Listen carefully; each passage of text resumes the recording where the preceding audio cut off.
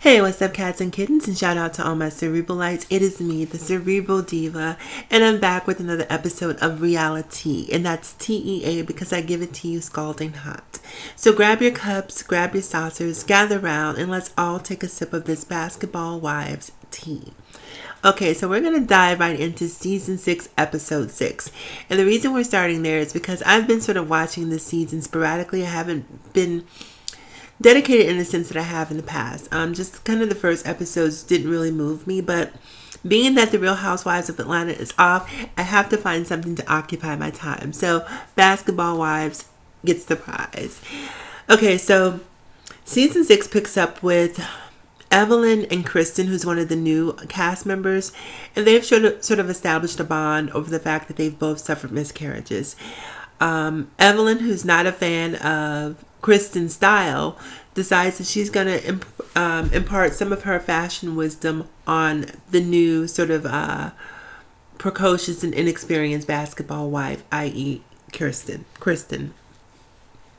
Now, when I'm watching Evelyn suggest who needs a makeover, I'm taking inventory around the room and thinking to myself, now, I love me some Tammy Roman. I'm just going to be 100%. I love Tammy Roman.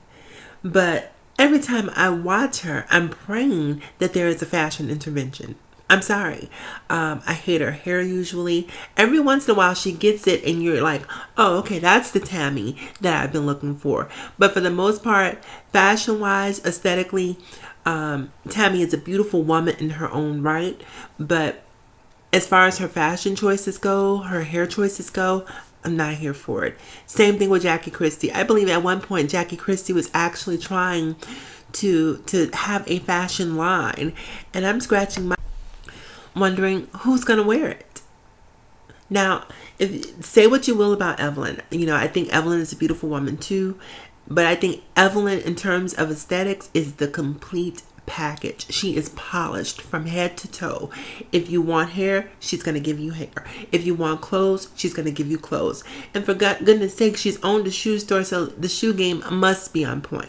So to me, Evelyn is sort of the go-to person for fashion. I mean, and Shawnee, once again, she's one of those that's sort of a hit or miss for me too. I usually like Shawnee's hair for the most part because I'm a big fan of Bob's, but sometimes her fashion choices aren't the best to me. But I think Evelyn, in terms of fashion, is the most consistent. So I think that she really was in good hands if Evelyn was going to do the makeup.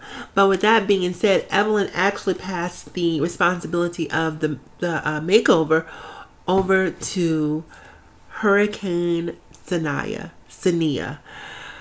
I think that's Evelyn's daughter's name, if I'm not mistaken, also. So the in-walks, so they're all on vacation, and they've sort of ambushed this girl with the prospect of giving her a makeover, Kristen. And you can tell right off the bat, Kristen is not here for the makeover. But, it's like that mob mentality. Everyone is sort of around her and telling her that she should do it. And so she goes against, and this is one of those things, people. If your intuition, if your energy is telling you don't want to do something, just simply don't do it. Don't let people bully you or peer pressure you into doing something that you feel is not right for you. And that's essentially what happened with Kristen. She was peer pressured into doing a makeover that she was clearly not here for. So they fly in this stylist by the name of Saniyah for Kristen for the purposes of conducting this makeover.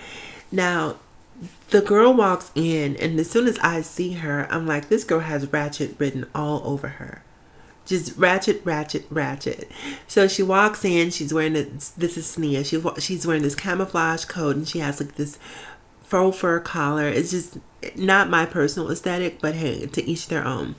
So Kristen is sort of sizing this girl up and like, I don't even like what she's wearing. So how is she going to do a makeover on me?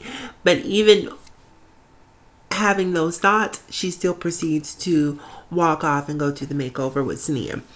So they're in the room and they're doing the customer service is not Saniyah's strong point. Let me just preface what I'm about to say by that. This girl has absolutely zero people skills whatsoever. I don't know how, to me, whoever her clients were or prospective clients, after seeing her on Basketball Wife, wives, I would immediately be canceling my appointment. You guys, I'm sorry. Give me just 1 second. Sorry about that. I'm not sure whose alarm that is, but that alarm does the same thing probably 5 or 10 times a day. I wish whoever owns that car would finally get it fixed. So I apologize. And my microphone is super sensitive, so it picks up, the most minute sound. So yeah. Anyhow, so Saniyah, who lacks people skills, interpersonal skills, is conducting this sort of consultation / makeover with Kristen, and everything that she picked was really stuff that looked like it was better suited for Saniyah and less suited for Kristen. Like, she had this colorful red bob wig. And look, if you're a person who enjoys colored hair, then so be it. But for me, I like the basics. I'm a brown, black, at best, maybe an auburn. But I don't like really extremes when it comes to hair color. So when I'm looking at this red wig, I'm like, who would wear that? And so when Kristen sees the style choices and the hair choices, she's still sort of on board and sort of playing along and, really being a team player. But then the other girls come into the room, and it's at that point that Kristen sort of finds her voice. So she sort of starts talking about, the things that are happening. And Saniyah is just, I don't know, she's so crude and so abrasive, and she's saying stuff like, oh, I saw this this meme, and the meme was like, being broke doesn't mean that you can't look good, or it's something. I can't remember exactly what the phrasing was. And so she sort of keeps making these not so subtle digs at Kristen's financial state, and so Kristen starts to take offense to it, which I would have immediately. And it also looked like Saniyah is one of those people who sort of has that bully energy, where now that the room is full of people, now she turns up the volume and really starts sort of putting on a show to degrade Kristen even more in front of the rest of the girls. And so the two of them start to go back and forth. And so finally Saniyah's like, look, I'm not doing this. I don't want any parts of this. I just don't like your energy. And she walks out the room. And so then there's this huge exchange. All the girls are talking about it. And, Saniyah's in the room and sort of laughing. And, they're trying on all the things that were intended for Kristen. But Kristen is meanwhile in the kitchen sort of talking to some of the other girls about how she felt and about how the makeup sort of played to her insecurities and made her feel uncomfortable, and really triggered some things for her internally. So she's crying in the kitchen, and then we see Evelyn come in, and Evelyn sort of consoling her and trying to reassure her that she didn't intend to offend her in any way, shape, or form. And then in files the rest of the peanut gallery. And the girl Saniyah once again tries to apologize, but her apology is so abrasive. I think she said she was from like Philly or New York, and maybe that's just sort of this East Coast vibe that people have. Sometimes people, no offense, shout out to all my subscribers from the East Coast, but sometimes people from the East Coast can be a little crude, a little abrasive. And in this particular instance, Saniyah was definitely giving that sort of energy. This goddamn car. I'm on the verge of going to the management and complaining, because this is ridiculous.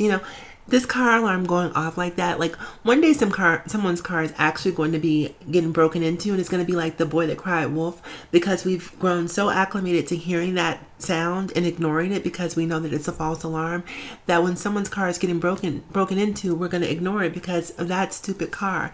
So anyhow, back to Basketball Wives. They're in the kitchen. Saniyah's crudely apologizing, and it's just like, at that point you're thinking to yourself, why is she still here? And then you realize, oh, this is sort of her informal introduction into the cast. So she's going to be a part of the cast moving forward. Now, I will say this for Saniyah. For whatever reason, Saniyah gives me sort of Marlo Hampton energy. Just stylistically, in terms of her stature, there's something very Marlo Hampton-esque about Saniyah. And her energy in terms of being on the show, the way she came onto the show, it's like she is trying to make an indelible impression. She's going to make her presence known. I'm going to let you people know that I am Tammy Roman 2.0. And when I see her walk into the room, you know how you immediately see two people and you think, nope, these two people are oil and water. They do not mix. Now, Tammy and Saniyah found commonality in sort of, and I don't even know if it was commonality. I think Tammy was just sort of, easing into Saniyah. But you can tell that Saniyah is a tall, beautiful woman, as well as Tammy. And they're both very strong, assertive personalities. And you can see the two of them butting heads in an epic fashion if Saniyah stays on the show. So when I see Saniyah appear on the show, I'm thinking this is going to be a new nemesis, because now that Tammy and Evelyn have sort of formed this new Mean Girls band, Tammy's going to have to find someone else to have an adversarial relationship with. And I think if she stays on the show, Saniyah will definitely give Tammy a run for her money. So anyhow, after the makeup is over, everyone moves on and decides to go to dinner.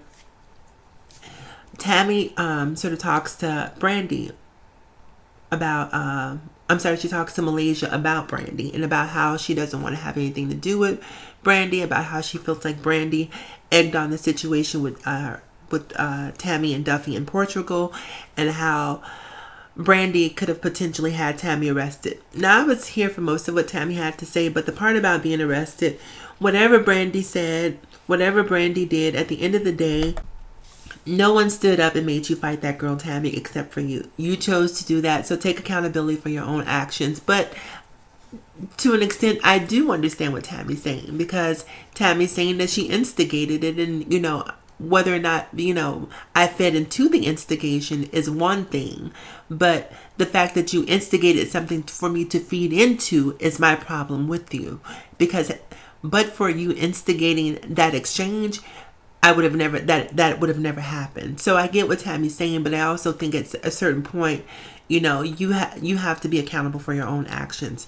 So Tammy's explaining to Malaysia why she doesn't want to be around Brandy, and how, she's cool with Malaysia, but, just keep Brandy from around me. So when they go to the dinner following the makeup debacle, of course, Malaysia brings Brandy.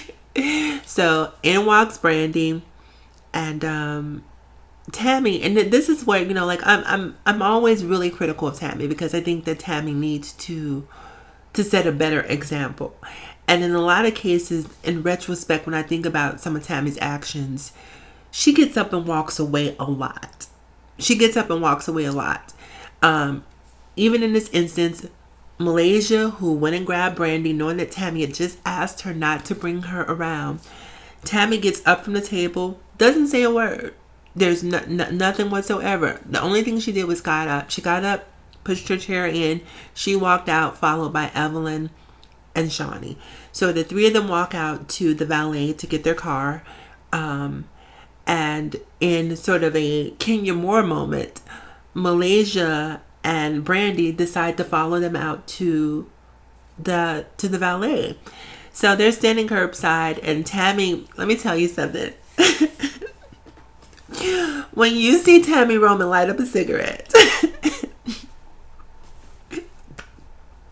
when Tammy lights up a cigarette, duck for cover. Tammy's sitting there, she's smoking that cigarette. She has one arm folded underneath the other. She's blowing smoke up into the air, into the clouds. And you can tell she's sort of trying to meditate and find a calm space to exist, because she's like, look, I don't want to go where I'm capable of going. But you guys are following, you're following this ass whooping. So if you're going to follow it, let me finish this cigarette and I'll be with you in a second. So Tammy's smoking her cigarette, and then Brandy and Malaysia start questioning Tammy as to why she left. And so that's where the episode left off. But I want to say, if any altercation arises from this particular situation, I'm 100% Team Tammy. Because once you get up and you've walked away, to me, that is a clear line of demarcation. That's your space. This is my space. Do not cross the line over into my space. Do not be a space invader. And Malaysia and Brandy are antagonizing her by walking out and following her to the curb. So I think that whatever happens, that Tammy is well within her rights because she walked away. So we'll see what happens next week, you guys. It was a really interesting episode overall. I'm definitely going to be trying to tune in moving forward. In the interim, you guys, definitely make sure you tune in on Monday to watch The Bachelorette with the first ever Black Bachelorette. We definitely want to tune in and support that. In the meantime, in between time, make sure you like, comment, subscribe, and please share. I appreciate it so much. What else is there? Oh, follow me across all social media, Facebook, Instagram, Snapchat, and Twitter. And always remember to live better, love harder, and please think smarter. It is me, the Cerebral Diva, and I will talk to you guys again soon.